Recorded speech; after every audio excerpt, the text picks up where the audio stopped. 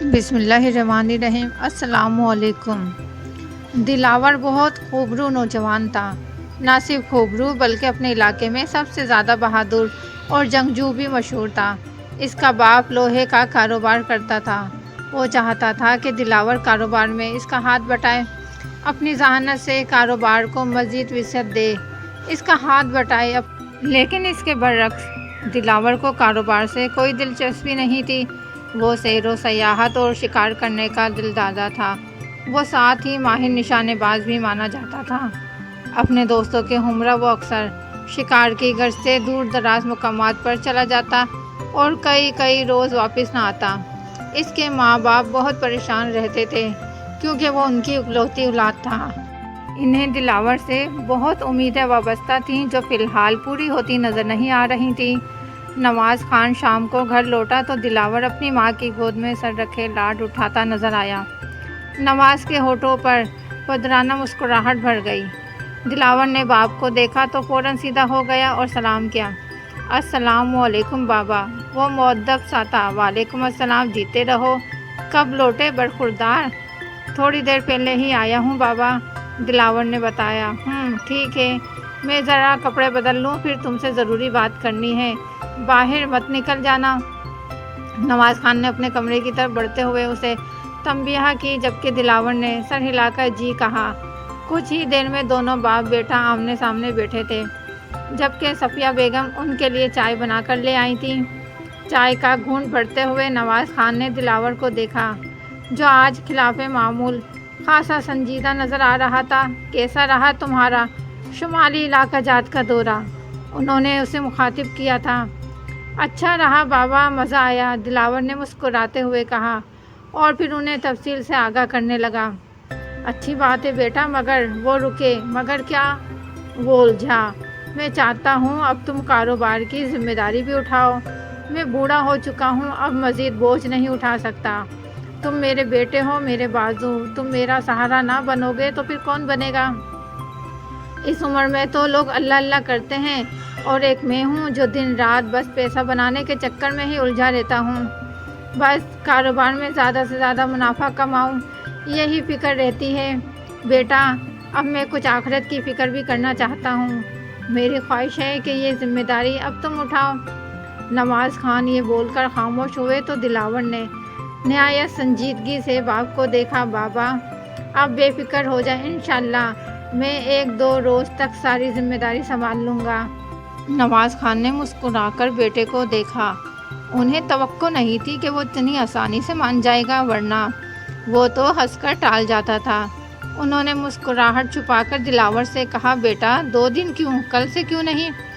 بابا 2 دن تو انجوائے کرنے دینا، اب اتنی جلدی آزادی تو نہ چھینے مجھ سے، دلاور نے شوقی سے کہا تو نواز خان بے اختیار کہکا لگا کر ہنس پڑے۔ صفیہ بیگم نے بھی ہنس کر دلاور کے سر پر ہاتھ پھیرا، جبکہ وہ ماں باپ کو خوش دیکھ کر مطمئن ہو گیا۔ 2 دن بعد دلاور نے حقیقت میں اپنا کہا سچ کر دکھایا۔ لاابالی پن اور شوقی کی جگہ سنجیدگی نے لے لی۔ نواز خان اس تبدیلی پر حیران تھے اور خوش بھی۔ دلاور نے کاروباری معاملات کو اتنی تیزی سے سنبھالا تھا کہ خود نواز خان بھی دنگ رہ گئے تھے کہ اس میں کاروباری شخص کہاں چھپا بیٹھا تھا۔ محض 2 ماہ کے اندر دلاور نے پہلے سے کئی گنا منافع کما کر باپ کو خوش کر دیا۔ نواز خان کی آنکھوں میں خوشی کی چمک تھی۔ نواز خان کے قدموں نے جیسے ہی اپنی آبائی سرزمین کو چھوا، ان کے اندر ہلچل سی مچ گئی۔ ان کی نظروں میں اپنا بچپن، لڑکپن اور پھر جوانی کے حسین دور گردش کرنے لگے۔ کئی خوبصورت یادوں نے ان کا آگے بڑھ کر استقبال کیا تھا۔ وہی گلیاں اور وہی راستے تھے، مگر وقت تبدیل ہو چکا تھا۔ اس چھوٹے سے گاؤں میں انہوں نے آنکھ کھولی تھی۔ یہ جگہ ان کے ماں باپ کی آخری آرام گاہ تھی۔ کتنا زور لگایا تھا انہوں نے کہ وہ شہر میں اس کے ساتھ چل کر رہیں، مگر مان کر ہی نہ دیے۔ وہ اپنی زمین چھوڑنے پر راضی نہ ہوئے تھے۔ نواز خان کی آنکھیں بھیگنے لگی تھیں۔ ان کے ساتھ بیٹھی صفیہ بیگم نے شوہر کی کیفیت کو سمجھتے ہوئے دھیرے سے اپنا ہاتھ ان کے کندھوں پر رکھ دیا تو نواز خان نے ہولے سے مسکرا کر آنسو پوچھ لیے، جبکہ دلاور نہایت دلچسپی سے ارد گرد کے مناظر دیکھنے میں مشغول تھا۔ وہ تینوں نواز خان کے چچا زاد بھائی महरोज़ की दावत पर आए थे। इसकी बेटी की शादी थी। महरोज़ ने बहुत इصرار करके उन्हें शादी से 3 दिन पहले ही मधु कर लिया था। इनकार ना कर सके थे। इनकी शानदार करोला गाड़ी मुख्तलिफ रास्तों से होती हुई एक छोटी मगर पुरशिकवा हवेली के सामने रुकी। हवेली के तमाम अफराद ने उन्हें हाथों हाथ लिया। दिलावर अपने ददियाली रिश्तेदारों की इस कदर चाहत देखकर बहुत सरूर नजर आ रहा था। कुछ देर आराम करने के बाद रात को सबने खूब महफिल जमाई। माजी की खुशगवार यादें ताज़ा हो गई थी। नवाज़ खान माँ बाप की दुनिया से चले जाने के तकरीबन 20 बरस बाद यहाँ आए थे। वो खुद को अपनों के दरमियान बहुत महफूज और मजबूत समझ रहे थे। दिल ही दिल में शर्मिंदा भी थे। आखिर वो इतना अरसा अपनों से दूर क्यों रहे? छोटे से वाक़ये ने सब बदल कर रख दिया था। भला वो क्यों खौफज़दा होकर यहाँ से चले गए थे? वो माजी में गुम होने लगे। माजी की यादें उन्हें अपनी आगोश में ले चुकी थी। नवाज़ खान का आलम शबाब का ज़माना था। आम नौजवानों की तरह खलंडरा सा, लापरवाह सा, हमा वक्त कुछ नया करने की जस्तजू में रहता। अपने शरीर और शौक दोस्तों के हमरा ऐसे ऐसे कारनामे सरअंजाम देता कि अक्ल दंग रह जाती। आजकल उसे निशानेबाजी सीखने का नशा चढ़ा हुआ था। अपने वालिद से ज़िद करके उसने बंदूक भी खरीद ली थी। वो अक्सर औकात निशाने की मशक के लिए गांव से बाहर खुले मैदान में चला जाता और कई कई घंटे निशानेबाजी की मशक करता। इस खुले मैदान और इसमें मौजूद कदीम बड़े से बरगद के दरख्त के साथ अजीब व गरीब सी दास्तानें जुड़ी हुई थीं। मसलन कुछ लोगों का ख्याल था कि यहाँ भूत प्रेत का बसेरा है, जबकि कुछ का ख्याल था कि किसी नेक बुजुर्ग जिन का ख़ानदान यहाँ रिहाइश रखते हैं। अलगर्ज जितने मुँह उतनी बातें। नवाज़ खान कभी ऐसी बातों पर यकीन नहीं रखता था। आज भी वो शाम होते ही मैदान की तरफ चला आया था। इसका इरादा था कि वह मगरिब से पहले घर रवाना हो जाएगा। इसने बंदूक लोड की और दरख्त के तने का निशाना बांधा। अब इसने उंगली ट्रैगर पर ही रखी थी कि उसकी नज़र बरगद के दरख्त पर बैठे हुए 2 खूबसूरत परिंदों पर पड़ी, जो इर्द गिर्द से बेखबर एक दूसरे में गुम थे। नवाज़ खान के होठों पर मुस्कुराहट दौड़ गई। इसने बंदूक का रुख उनकी तरफ कर दिया। एक के बाद दूसरा धमाका हुआ। दोनों परिंदे तड़पते हुए ज़मीन पर गिरे और साकित हो गए। नवाज़ खान कामयाबी के नशे में सरशार दरख्त के नीचे आन खड़ा हुआ और झुककर इन परिंदों को उठाना चाहा, मगर अगले ही लम्हे उसे झटका लगा, क्योंकि वो दोनों गायब हो चुके थे। वो भी उसकी आंखों के सामने। अब ज़मीन पर सिर्फ खून ही खून था। इसे कुछ अनहोनी का एहसास हुआ तो वो खौफ से कांप गया। वो तेज़ी से बरगद के दरख्त से दूर होता चला गया। इसकी आंखों ने जो आखिरी मंजर देखा था, वो बरगद का दरख्त जड़ समेत ज़मीन से निकलकर चल रहा है। इसके पत्तों से खून के कतरे और आग के शोले लपक रहे थे। वो तेवराकर ज़मीन पर गिर पड़ा। नवाज़ खान होश से बेगाना हो गया। 2 दिन बाद उसे होश आया था। वो बेयकीन नज़रों से अपने इर्द गिर्द देख रहा था। इसे होश में आता देखकर इसके माँ बाप तेज़ी से इसकी तरफ लपके। नवाज़ पुत्र, तू ठीक है ना? इसकी माँ बेकरारी से बोली। मुझे यहाँ कौन लेकर आया था? अम्मा, मैं तो। नवाज़ खान ने नुकाहत ज़दा लहजे में बोलते हुए बात अधूरी छोड़ दी। तुझे रमज़ू माछी लेकर आया था खुले मैदान से। वो इधर से अपनी बकरियाँ लेकर गुजर रहा था। इसने तुझे ज़मीन पर गिरते देखा तो फ़ौरन तेरी तरफ दौड़ा तो बेहोश हो चुका था। इसकी माँ ने अपने दुपट्टे से नवाज़ का चेहरा साफ करते हुए कहा। नवाज़ के अब्बा, बातें बाद में कर लेना, पहले हकीम और इमाम साहब को भी बुला लाओ। और मैं भी किन सोचों में उलझ गया, अभी आता हूँ। नवाज़ के अब्बा फ़ौरन बाहर को लपके। कुछ ही देर में हकीम साहब, इमाम साहब और रमज़ू माछी भी आन पहुँचा। हकीम साहब ने नवाज़ का मुआयना किया।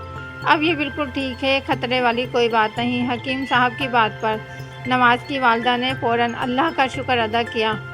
हकीम साहब के जाने के बाद इमाम साहब नवाज़ की तरफ मुतवज्जह हुए। हाँ नवाज़ बेटा, बोलो, खुले मैदान में तुमने ऐसा क्या देख लिया था? नवाज़ पहले तो चुप रहा, फिर आहिस्ता आहिस्ता इनको पूरी तफसील से वाक़या सुना दिया, जिसे सुनकर आहिस्ता आहिस्ता इमाम साहब के चेहरे का रंग बदलता जा रहा था। तो ये बात है। इमाम साहब ने कागज़ कलम संभाला, इस पर चंद आड़ी तिरछी लकीरें खींची, फिर अपनी गर्दन झुकाकर बैठ गए। वो मुँह ही मुँह में कुछ पढ़ भी रहे थे।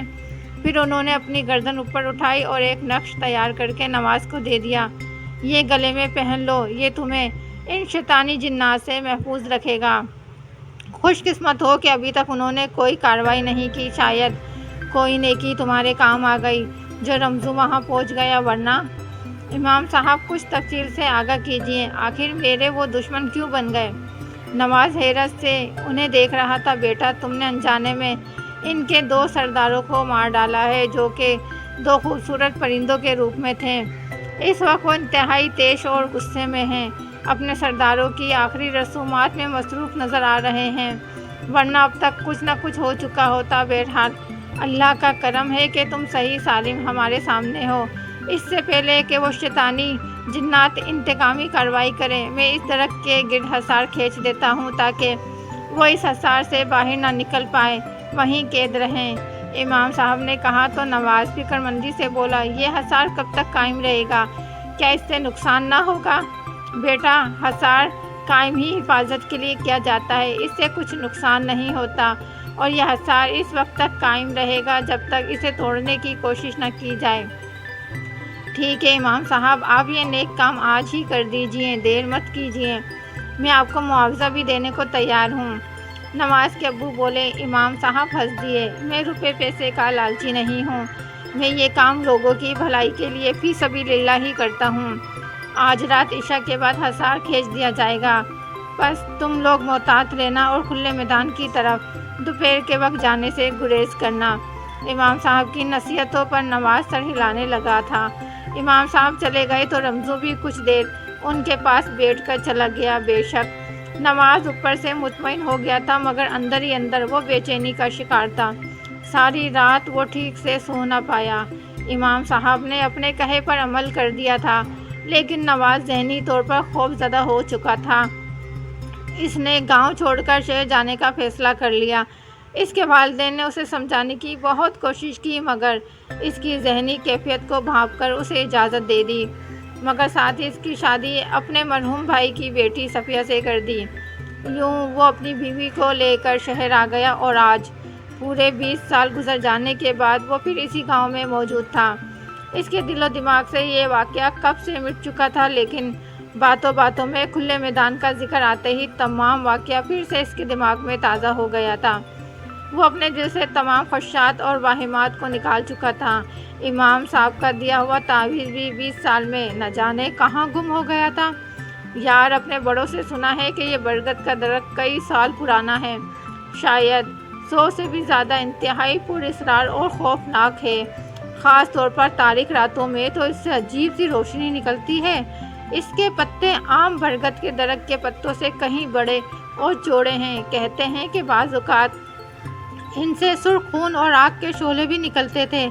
نواز چچا کے ساتھ پیش آنے والے واقعے کے بعد اس کے گرد حصار قائم کر دیا گیا تھا۔ سمجھو کہ جنات اس درخت پر قید کر دیے گئے ہیں۔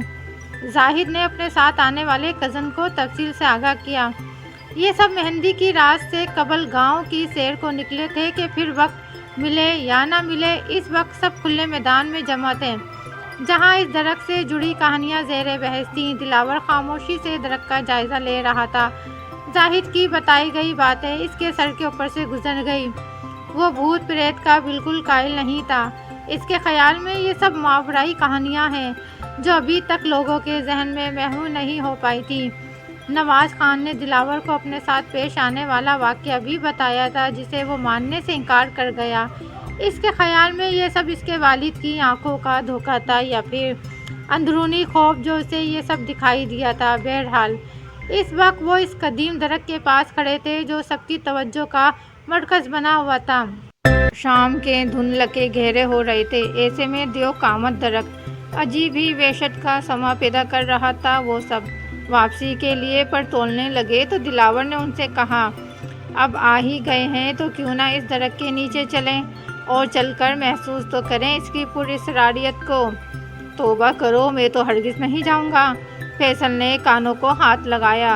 دیکھو تو صحیح، ایسے لگ رہا ہے جیسے کوئی خون آشام بلا ہو جو ہمیں دبوچنے کے لیے بے قرار ہے۔ ارے میں تو جاؤں گا اور اسے چھو کر محسوس کروں، دلاور نے سنگ دلی سے کہا۔ زاہد بولا، اگر تم جانا چاہتے ہو تو مت جاؤ۔ اس سے پہلے کہ اسے کوئی روکتا، وہ تیز تیز قدم اٹھاتا ہوا برگد کے درخت کے پاس پہنچ گیا۔ اس نے ہاتھ بڑھا کر درخت کے تنے کو چھوا۔ ارے یہ کتنا ملائم! ابھی یہ لفظ اس کے ہونٹوں سے ادا بھی نہ ہوئے تھے کہ ایک دم جیسے بھونچال سا آ گیا۔ درخت ادھر سے ادھر جھکنے لگا، شائیں شائیں کی آوازیں پیدا ہونے لگی جیسے سخت طوفان آیا ہو۔ درخت پر بیٹھے عجیب قسم کے پرندے انتہائی ڈراؤنی آوازیں نکالتے فضا میں گم ہو گئے تھے۔ دلاور سہم کر درخت سے دور ہٹا۔ اس کہانی کا اگلا حصہ نیکسٹ ویڈیو میں ملاحظہ کیجیے، اور مزید اچھی اسٹوری اور جنات اسٹوری سننے کے لیے ہمارے چینل کو سبسکرائب کیجیے، ویڈیو کو لائک اور شیئر کیجیے۔ اپنا بہت سارا خیال رکھیے۔ اللہ حافظ۔